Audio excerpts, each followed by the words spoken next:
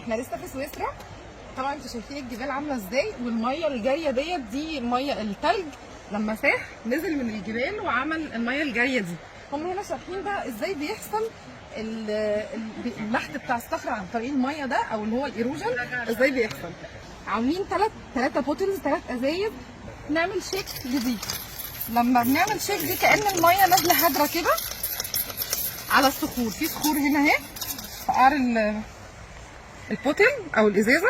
فانا لما عملت شيك كده لسه ما حصلش حاجه، لسه الميه تقريبا صافيه. ندخل في الخطوه الثانيه.